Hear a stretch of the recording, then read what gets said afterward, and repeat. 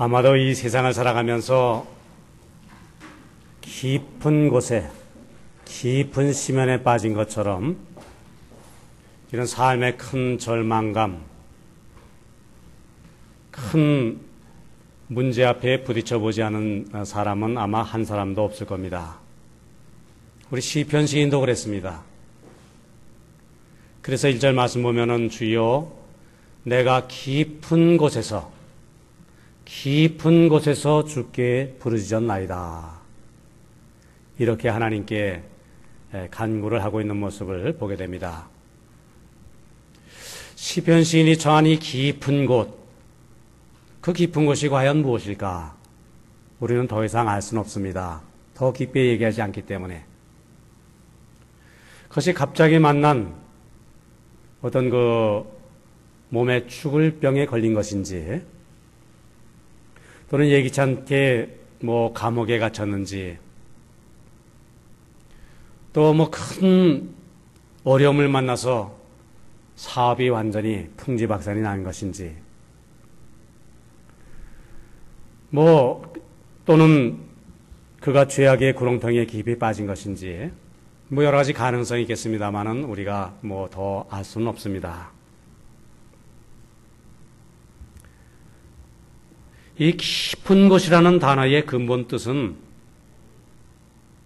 바다의 깊은 곳, 그런 뜻입니다. 이 구약에서의 깊은 곳을 구체적으로 설명하고 있는 것이 있지요. 요나의 경우입니다. 요나서 2장 3절 말씀. 주께서 나를 깊음 속 바다 가운데 던지셨으므로 그 깊음 속 바다 가운데, 그렇게 되어 있지요. 큰 물이 나를 둘렀고 주의 파도와 큰 물결이 내 위에 넘쳤나이다. 우리는 요나의 사건 잘 알고 있지요. 요나는 하나님의 뜻을 거역했습니다. 하나님이 이곳으로 가라 그랬는데 요나는 엉뚱한 다른 곳으로 갔습니다. 그 결과 어떻게 됐습니까? 그 죄가 드러나게 되었고 결국 바닷속에 빠뜨리는, 바다 깊은 곳에 던짐을 당하는 그러한 일이 그에게 있게 되었지요. 자, 여기 깊음 또는 깊은 곳이라고 하는 것은 죽은 사람이 가는 곳, 그 수월을 말합니다. 구약에서는 그것을 수월이라는 단어를 사용했습니다. 수월은 어떤 것인가? 하나님께로부터 버림받아서 하나님께서 관심을 갖지 않는, 하나님으로부터 멀리 떨어진 곳, 그것을 상징합니다. 자, 이와 같이 깊은 곳이란 무엇을 말하는 것인가? 우리 사람이 이겨낼 수 없는 그런 어려운 환경, 여건, 생의 어떤 고통, 그 도저히 감당할 수 없는 인생의 어두움, 그것을 의미한다. 우리 생각해 볼 수 있지요. 다른 사람의 구제의 손길도 닿지 않는 위험지대, 하나님이 관심을 갖지 않는 절망의 장소, 그것을 표현하는 말이 뭡니까? 그것이 깊은 곳, 깊은 데. 자, 그러므로 여호와여 내가 깊은 곳에서 주께 부르짖었나이다. 이 기도는 구원의 희망이 사라진 인간이 그 위기 속에서 하나님의 구원의 손길을 간절히 바라보며 하나님의 구원만 간절히 기다리는 그러한 신앙인의 간절한 바람이 담겨있는 그러한 기도인 것입니다. 이 깊은 곳에서라는 말을 제목으로 삼은 책이 있습니다. 물론 그 책은 시편 강에서, 그러니까 시편을 설명하는 책입니다. 자, 그 책을 쓴 저자는 이 구약성경 시편 보면은 150편의 시편이 신앙의 시들이 이렇게 나와 있는데, 그것을 전체적으로 요약을 하면은 그 중심 주제는 이 깊은 곳에서 이 말로 요약할 수 있다. 그런 설명입니다. 사람이 위기에 처하고 절망에 빠지고 실망과 낙담 속에 헤맬 때 그 깊은 곳에서 하나님을 바라보는 한 줄기 희망의 소망의 노래. 그 외침의 기록이 그 시편이요. 그러한 인생을 굽어보시고 그리고 사랑하시고 구원의 손길을 베풀어 주시는 하나님. 그 하나님이 시편의 하나님이라는 그러한 해설입니다. 뭐 이렇게 시편을 요약해도 큰 무리가 없습니다. 깊은 곳에서, 그래서 참 중요한 단어지요. 그리고 좀 다른 해석입니다마는 여호와여 내가 깊은 곳에서 주께 부르짖었나이다. 또 하나의 뜻이 있습니다. 깊은 곳은 뭘까요? 내 영혼의 깊은 곳. 내가 진실되게 내 영혼 깊은 곳에서 하나님께 기도합니다. 이런 뜻도 담겨 있습니다. 어떻습니까? 우리가 뭐 신앙생활하는 것도 좀 이렇게 시간이 지나면 사람은 뭐 그렇습니다. 습관적으로, 형식적으로 내 마음이 담겨 있지는 않고 그죠? 뭐 입술로 이렇게 신앙생활, 기도생활할 수가 있습니다. 종종 그런 유혹에 빠집니다. 그런 기도가 아니라, 그런 피상적인 기도가 아니라 내 마음 깊은 곳에서 내 마음과 생각을 모아서 정말 집중해서 하나님 바라보며 기도드리는 그때 하나님 내가 그렇게 주께 부르짖습니다. 이렇게 해석하는 것도 가능하다는 말이지요. 우리 하나님은 우리 깊은 곳까지 이렇게 감찰, 살피시는 분 아닙니까? 그러니까 성경이 계속 되풀이해서 강조하는 말씀이 뭡니까? 사람들은 외모를 봅니다. 겉모습에 솟습니다. 형식적인 것, 그것 보고 이렇게 마음을 빼앗기도 합니다. 그러나 하나님은 외모를 보시는 분이 아니라 중심을 보시는 분이라. 그래서 성경은 되풀이해서 강조를 하고 있지요. 우리가 하나님을 만날 수 있는 곳, 그것이 어디입니까? 내가 깊은 곳에서, 영혼의 깊은 곳입니다. 이런 재미있는 일화가 있습니다. 2차 대전 중에 영국 수상 처칠이 미국 루즈벨트 대통령을 만나기 위해서 방미를 했습니다. 미국을 방문했습니다. 자, 아침에 이제 루즈벨트 대통령이 그 손님 처칠 맞이하기 위해서 객실로 갔는데 뭐 너무 좀 이른 시간이었던 모양이지요. 이 처칠 이 수상이 막 욕실에서 이제 몸을 단장을 하고 나오다가 그만 두 사람이 만나고 말았답니다. 이 처칠이 옷 하나 입지 않는 그 상태였다고 합니다. 그렇게 딱 마주치니 얼마나 이거 좀 민망했겠습니까? 그 루즈벨트 대통령이 참 실례했습니다. 이렇게 나가려고 하는데 이 처칠 수상 이렇게 말했다고 합니다. 대영 제국의 수상은 보시다시피 미국 대통령 앞에 아무것도 숨기는 것이 없어. 이렇게 위트 있게 말했고요.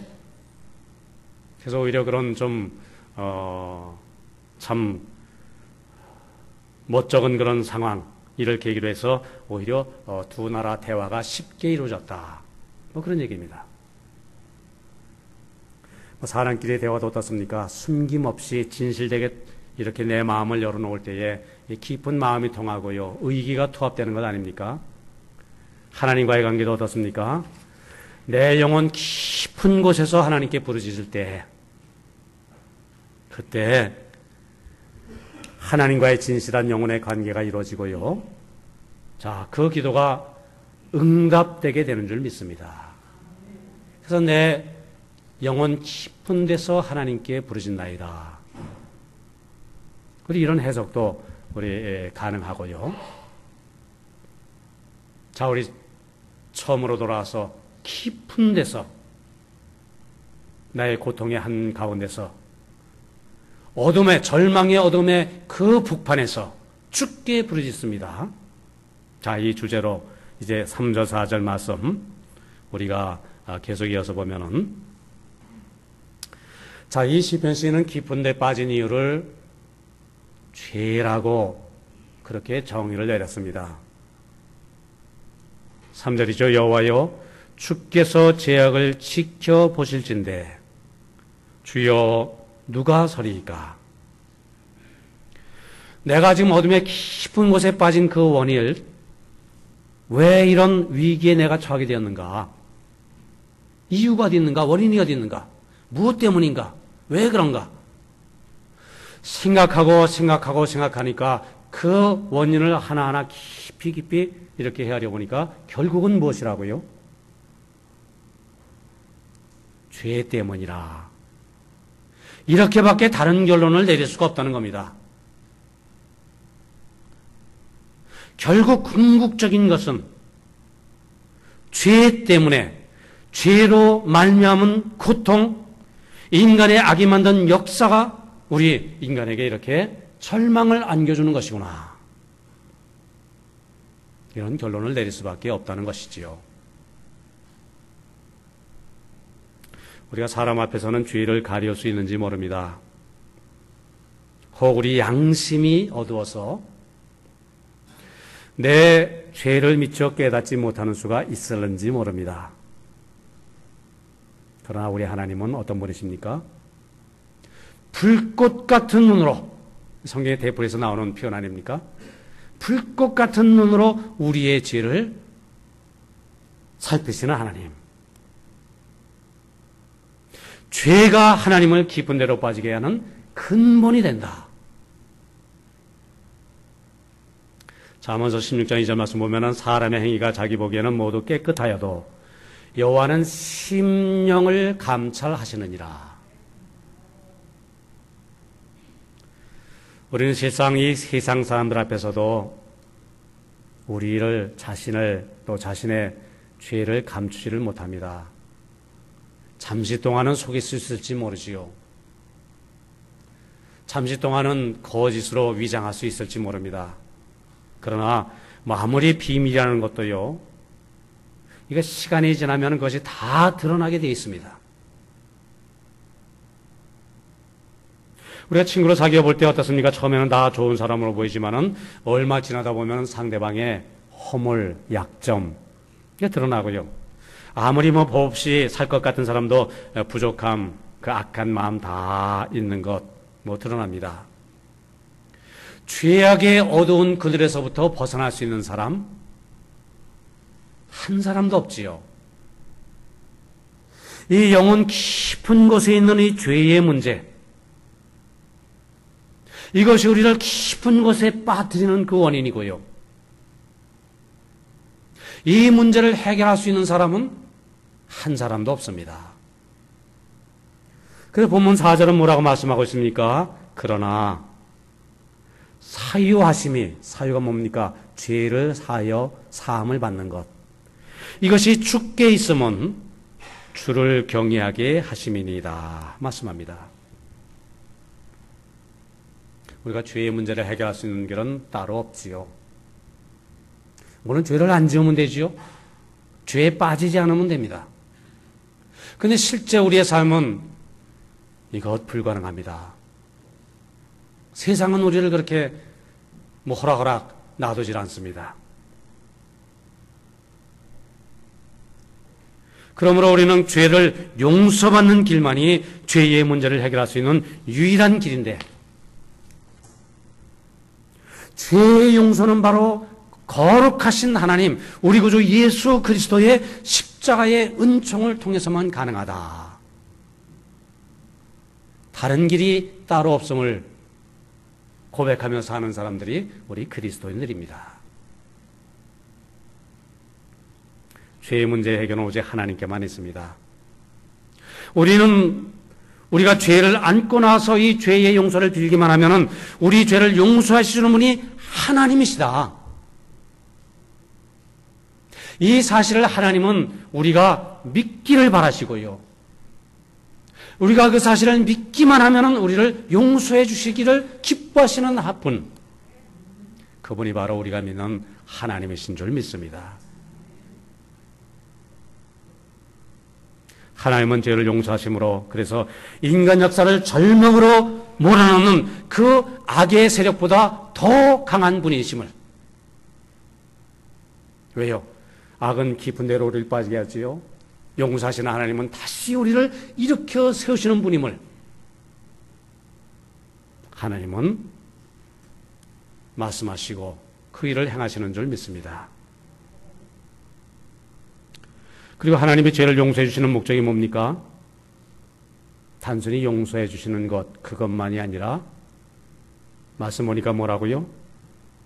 사유하심이 주께 있으면 주를 경외하게 하심이니이다.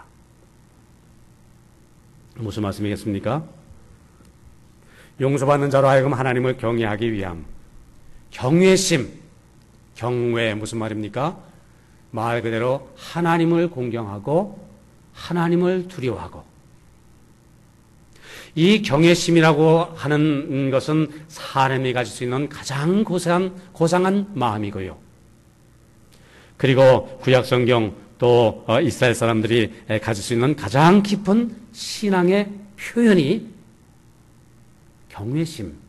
경외심입니다. 아무리 깊은 데 빠져서 절망 가운데 있는 사람이라 할지라도 하나님이 우리를 용서하신다, 이 사실을 믿고 받아들이고 하나님을 경외하는 깊은 신앙을 체험한다고 하는 것, 이것이 참 중요하지요. 비록 깊은 지금 감옥 속에 내가 지금 갇혀서 절망 중에 있다 할지라도 그곳에서 하나님을 만나고 하나님의 용서하심을 체험하고 하나님을 경외하는 그러한 믿음을 소유하게 되었다고 한다면 그 사람의 몸은 지금 깊은 곳에 있을지라도 그의 영혼, 그의 마음은 어떻습니까? 이미 해방된 것입니다. 이미 자유함을 안고 사는 사람이 되는 줄 믿습니다. 자, 비록 바다 한가운데서 풍랑과 더불어 싸우는 그 위험한 순간에 처해 있다 할지라도 사나운 파도보다도 하나님을 바라볼 줄 알고 무서운 흑암의 깊음 속에서도 하나님을 경외하는 그 신앙의 깊음을 회복할 줄 아는 사람은 바로 구원받은 하나님의 사람인 줄 믿습니다.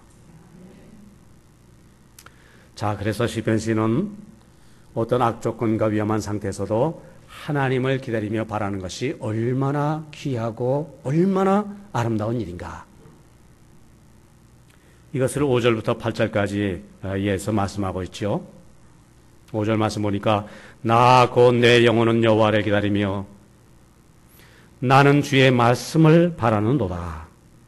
파수꾼이 아침을 기다림보다 내 영혼이 주를 기다리나니. 요즘 참 세상에 좀 이렇게 편하지가 않습니다. 또 흉흉한 사건 중에 하나가 이 군부대 여러 일들 아닙니까? 제가 군 생활하는 가운데 제일 힘들었던 때가 저 개인의 경우는 보초 설 때였습니다. 이제 밖에서 훈련을 마치고 훈련을 나갔다가 피곤한 몸으로 한밤중에 이제 부대에 들어옵니다. 지금 온몸이 참 피곤한데 그냥 잠이 그저 가득 차 있는데 지금 쫄병이 돼서 말이지요. 쉬지도 못하고 또 보초를 나가야 합니다. 그때가 제일 좀 어려웠던 때였고요. 그 기억이 지금도 남아 있습니다. 몰려오는 졸음에 그저 이기지 못해서 그저 보초를 서서 보초 쓰긴 씁니다마는 그냥 깜빡깜빡하지요. 하마터면 영창에 갈 뻔하게 됐습니다. 파수꾼의 근무 시간 언제입니까? 어두운 때지요. 어둠 속에서 파수꾼은 긴장과 초조 속에 동이 트기를 기다립니다. 아침이 밝으면 보초 그 짐을 벗어납니다.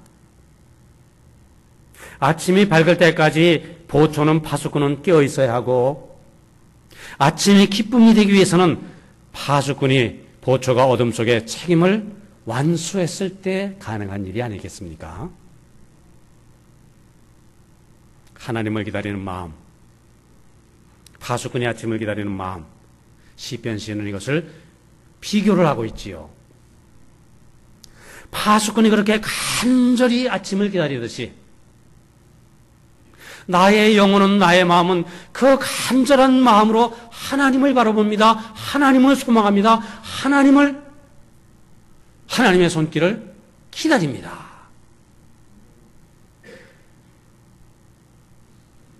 이 기다리는 마음이 우리 영혼이 가지는 가장 아름다운 마음이다. 어느 분은 그렇게 말했습니다.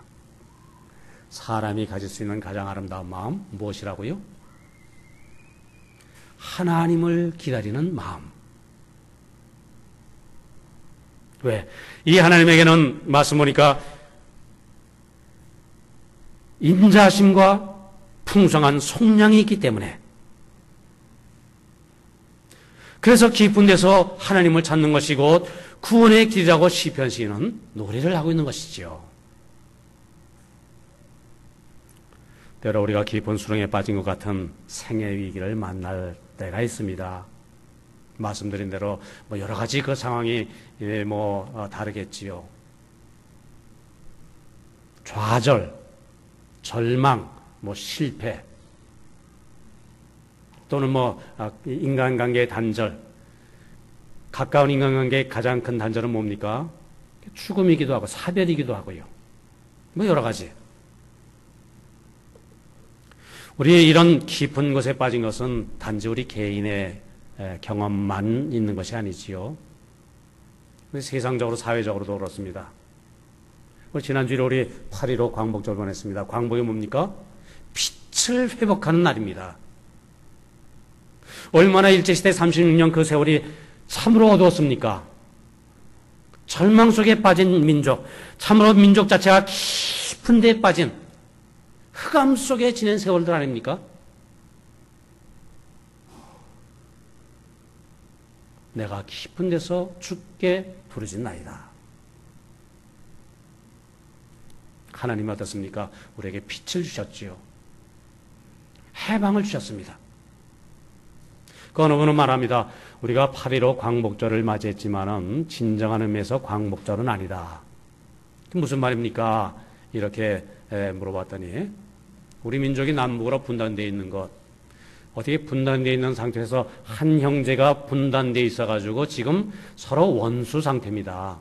서로 적이지요. 그것이 어찌 민족의 광복, 빛의 회복이라고 말할 수가 있겠는가? 통일될 때까지는 우리는 아직은 광복이 아니다. 미완성의 광복, 그 시대를 살아갈 뿐이다. 그렇게 보면 어떻습니까? 우리 민족이 아직 깊은 데 있는 것입니다. 깊은 데 빠져 있는 상태지요.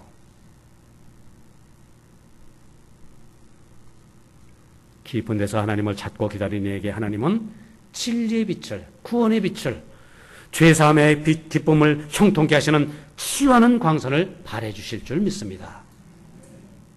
그것이 하나님이 하시는 일이지요. 우리는 시편 말씀을 통해서 이 신앙을 다시금 한번 확인을 하게 됩니다. 다시 말씀을 정리합니다. 우리 영혼이 하나님을 기다리는 것, 이것이 가장 아름다운 영혼의 모습이라. 그것을 우리가 생각지 않을 수 없습니다. 하나님에게는 인자하심, 풍성한 속량이 있습니다. 우리가 깊은 곳에 때로 빠져서 절망하고 구원받기를 바라지만은 그 속에서 하나님을 만나고 하나님을 발견하고 하나님을 바라보는 그 귀한 심령, 영혼, 그 믿음을 회복하고 그 믿음을 내가 누릴 수 있다고 한다면은 오히려 그 깊은 상태를 우리는 축복이라 이렇게 말할 수 있을지도 모르겠습니다. 그리고 하나님을 바라볼 때 하나님은 깊은 곳에서 우리를 구원해 내주실 줄 믿습니다. 주여 내가 깊은 곳에서 주께 부르짖었나이다. 자, 이 시편 시인처럼 이제 오직 하나님만 바라보시고 그러니까 세상을 바라보는 것이 아니라 하나님을 바라보면서 세상을 이겨나가고 하나님을 바라보는 가운데 풍성한 은혜와 인자심을 덧입는 우리 성도님들 다들 되시기를 바랍니다. 기도드리겠습니다.